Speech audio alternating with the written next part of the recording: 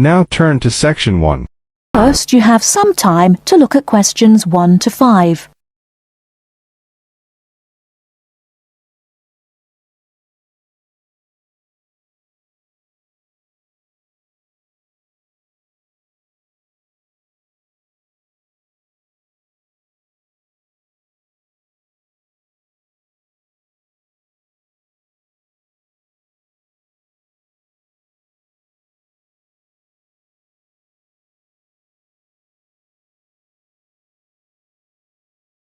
Now we shall begin. You should answer the questions as you listen, because you will not hear the recording a second time. Listen carefully and answer questions 1 to 5. Kingsbury College, can I help you? Oh, hello. I'm ringing to find out about one of your courses. Yes. Is that a daytime or an evening course? Evening. Right. I'll just get a few details from you, if I may. Fine. Could I have your full name, first of all? It's Peter Wright. That's W-R-I-G-H-T. OK. And I don't need to know your exact age, but can you tell me which of these age groups you belong to? 18 to 25, 26 to 35, 36 to 45, or over 45? 18 to 25. Fine. And do you have a job, or are you a full-time student? I'm an accountant. I just do courses in my spare time for interest. OK. Right. And your address, Mr. Wright? It's 11 Forest Road. Forest? Yes. Is that in Kingsbury? Yes, it is.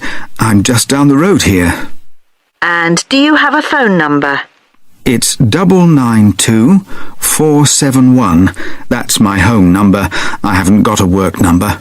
That's fine. We probably won't need it.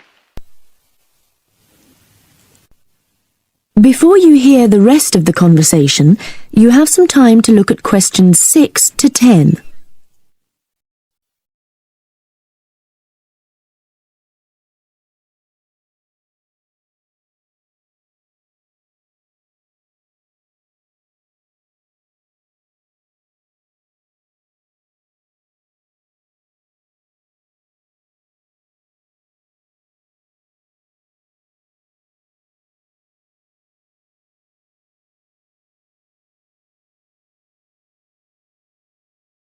Now listen and answer questions 6 to 10. Now, you want to register for a course. Yes, cookery. Do you happen to know the exact title of the course? We've got Thai cookery on Wednesdays, or Mexican cookery on Fridays, or... Mexican. I'd like to do both, but I'm busy on Wednesdays. OK. Well, you can always do the other one next term, I suppose. Now, do you know when it begins? Is it the 26th of March? That's right. And it's £45 in total. That's including the ingredients. How would you like to pay? Card? Cash? Can I send a cheque? You can, yes, as long as it arrives at least 1 week before the start of the course. OK. And I'll just give you a reference number. If you could make a note of it and write it on the back. Yes? It's CZ943. Yes, got that. Good. Well, there's just one last question.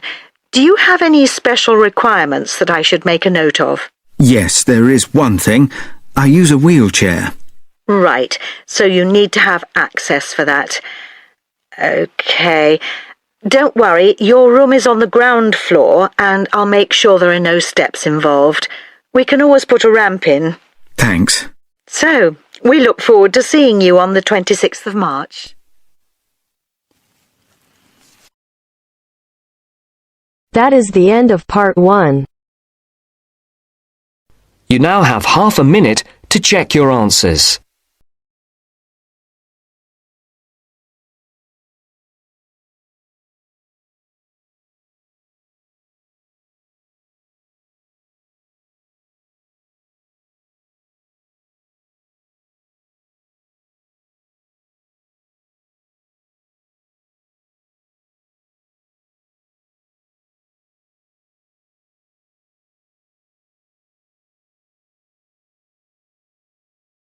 Now turn to Section 2.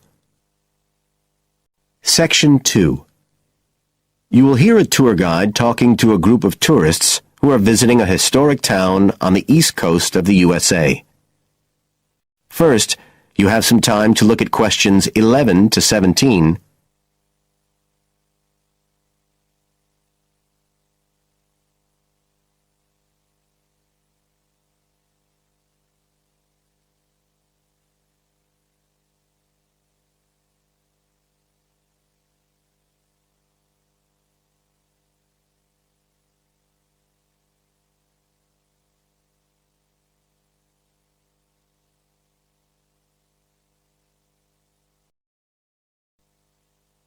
Now listen carefully and answer questions 11 to 17.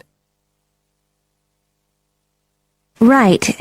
So here we are in Fairhaven, and we have a couple of hours to spend in this historic center before we carry on to our motel.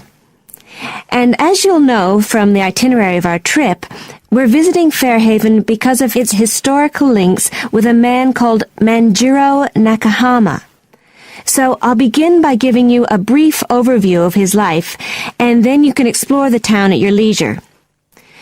Well, Manjiro Nakahama, as he was then known, was born in 1827 in a village by the sea in what is now Toshishimizu in Japan. And like many people in that town, he became a fisherman when he was just a youngster. One day in 1841, when he was just 14 years old, he and some others were fishing far off the coast of Japan when they were caught in a storm and shipwrecked on a small deserted island. They had to wait for 6 months before they were rescued by an American whale ship that had stopped at the island by chance. 4 of the 5 Japanese were put ashore in Hawaii, but Manjiro had become friends with the captain, William Whitfield, who came from the town of Fairhaven, where we are now, and he chose to remain aboard and to return with the boat to the USA. So Manjiro unwittingly became the first Japanese ever to set foot on American soil. He came back right here to Fairhaven with Whitfield and stayed with the Whitfield family, who paid for his education here in the town. He studied mathematics and geography, as well as shipbuilding and navigation. But he missed his mother and his own country, and eventually he went back to Japan, where he had a responsible position as a university teacher, and also served an invaluable role as interpreter during the initiation of relations between Japan and the United States in the middle of the 19th century. But the most interesting thing is that the links between Toshishimizu and Fairhaven have remained and grown stronger over the years, in spite of the distance between them. And in fact, the 2 places now have the official status of sister cities. Both places are ports, so in fact the inhabitants have a lot in common. There have been a number of visits by the inhabitants of Toshishimizu, in particular at the time of the festival, which is held every 2 years here in Fairhaven to celebrate the life and achievements of John Manjiro. It takes place in the fall, and there's an ever-growing program including drumming, singing, martial arts, and stalls selling Japanese and American food. So if you're going to be in the region around then, it's really worth a visit. Before you hear the rest of the talk, you have some time to look at questions 18 to 20.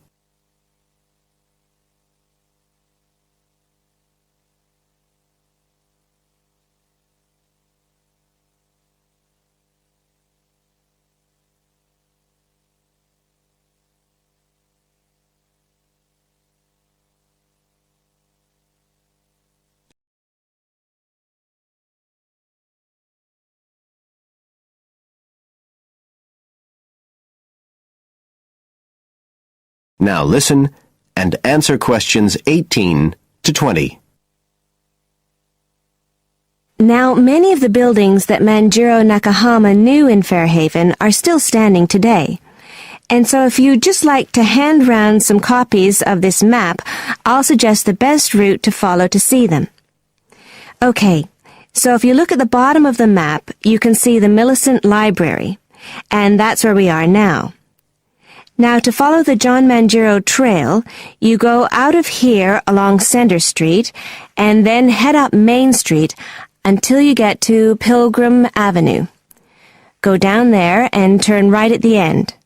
Go straight on, and just on the corner with Oxford Street, you'll see a 2-story house. This is the Whitfield family house, and this is where Manjiro first stayed when he came to Fairhaven. It's still a private residence, so please respect the owner's privacy. Okay, now if you carry on along Oxford Street, then turn left at the end, you'll come to North Street, and about halfway down there is what's known as Old Oxford School. This was the very same school that Manjiro attended when he lived here. It was considered to be the best school in town because of the quality of the building. Unusually, it was built of stone, and the quality of the teaching. Nowadays, it's usually closed, except on special occasions. Go on to the end of North Street and turn the corner onto Adams Street. If you follow the road down back towards the library, you go round a couple of sharp bends, and on the second of these, you can see the School of Navigation, which Manjiro also attended. And if you follow the road on, you'll soon find yourself back here at the library. And I'd suggest you spend some time looking around that too, if you have any time left. Right. Now, does anyone have any questions? That is the end of Section 2. You now have half a minute to check your answers.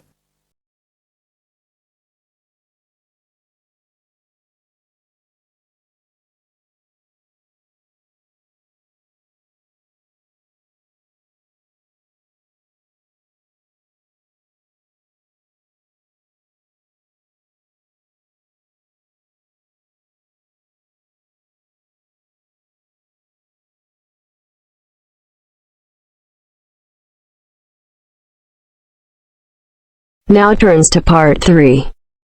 Part 3. You will hear a conversation between a student, Kayana, and a professor about an assignment. First, you have some time to look at questions 21 to 27.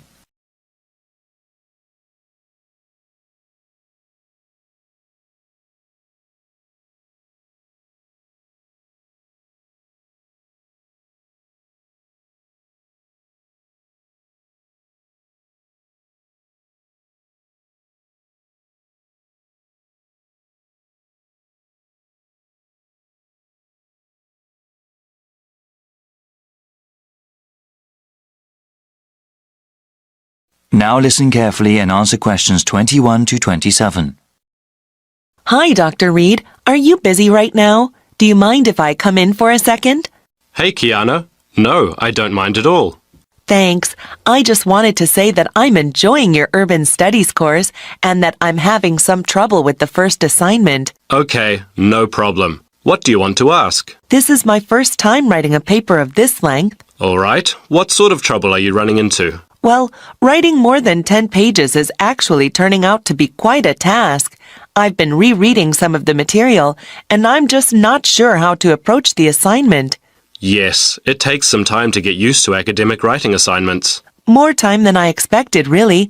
I also want to do a really good job on the assignment. I don't want to put a half-hearted effort into it.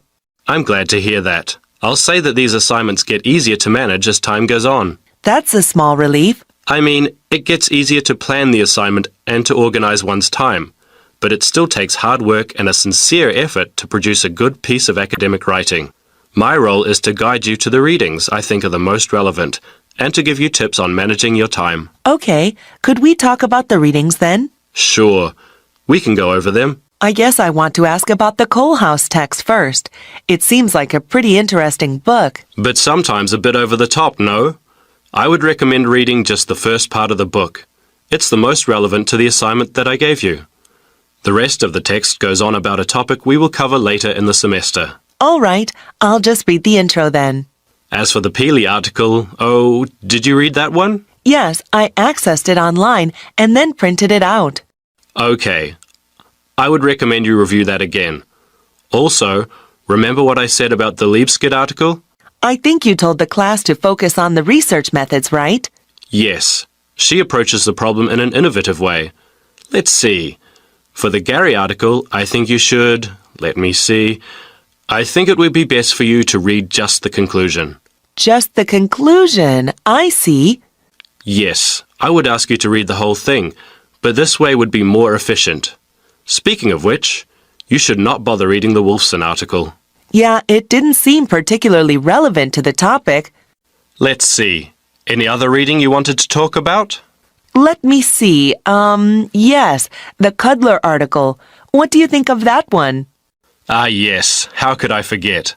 That one is pretty central to the topic. I really think you must go over it again. Before you hear the rest of the conversation, you have some time to look at questions 28 to 30.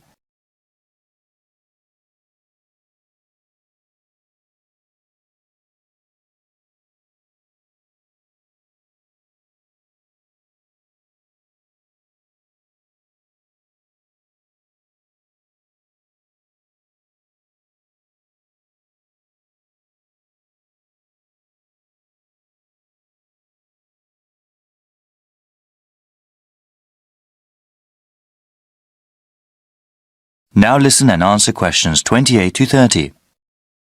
All right. Is there anything else you wanted to ask about? Yes, I wanted to ask about the line graph that you provided. It seems that the legend identifying the different parts is not there. Ah, it must not have been photocopied correctly. Here, let me explain them. They all represent percentages of the population in Manassas, okay? Line 1 here at the top is the percentage of people who were born in a foreign country. Born outside the country. Okay, and this one? The next line down, line 2 refers to the percentage of people with citizenship. All right, got it. Those making a middle-class wage are represented by the 5th line down. Okay, middle-class wage earners. And the line number 4? That is the percentage of people with a college education or higher. All right, and the one in the middle? That one is the percentage of population who are married and have children. Got it. Thank you so much, Dr. Reed. I really appreciate your help.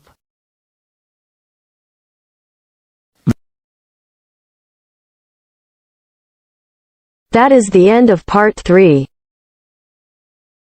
You now have half a minute to check your answers.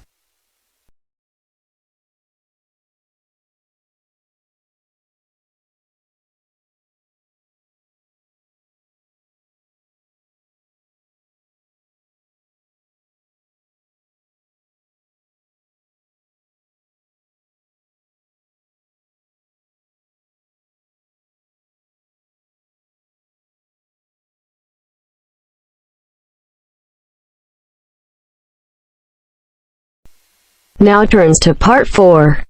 Part 4. You will hear part of a careers advice talk on working freelance. First, you have some time to look at questions 31 to 40.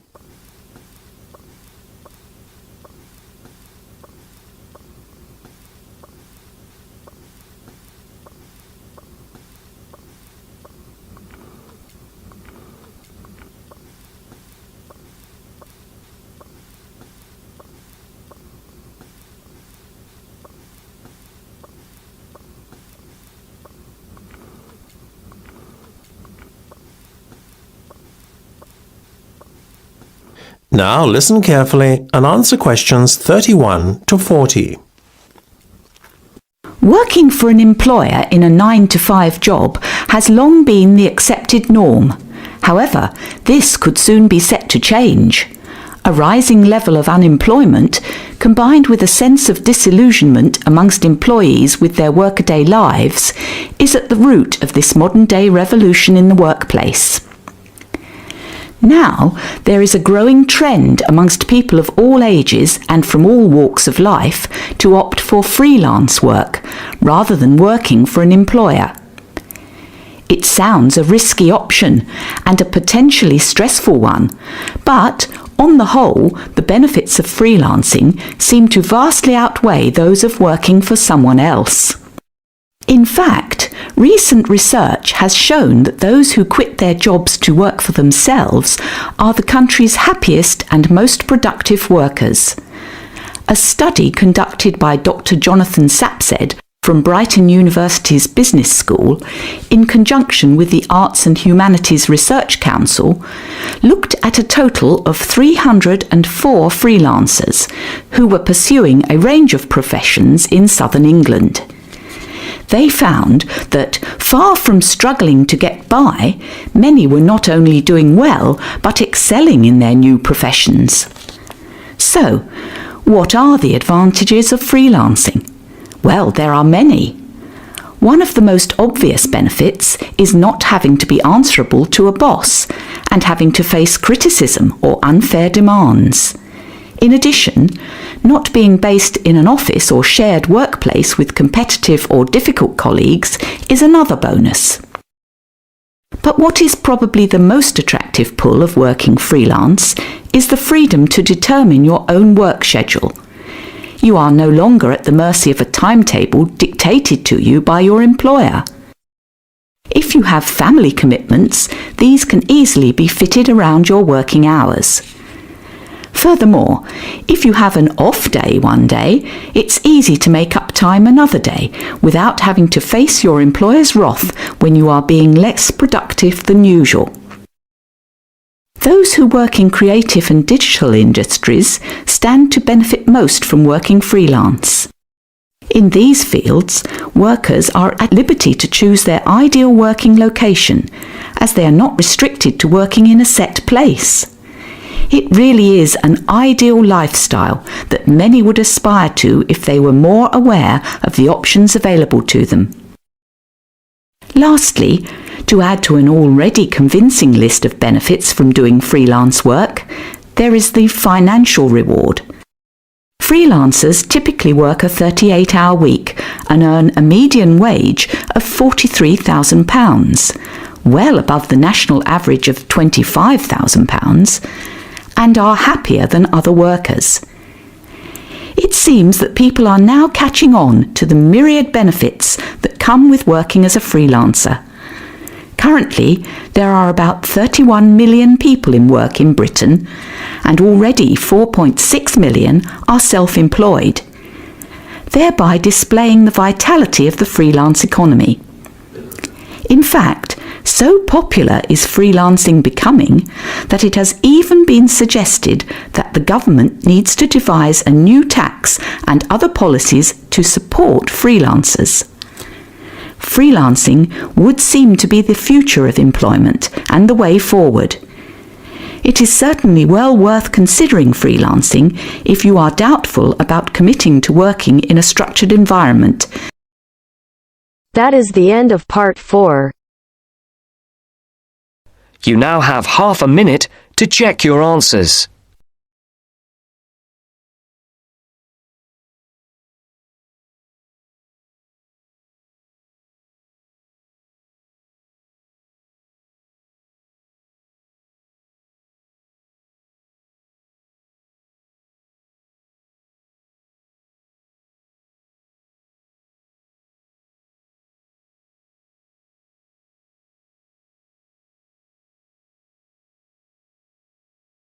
Give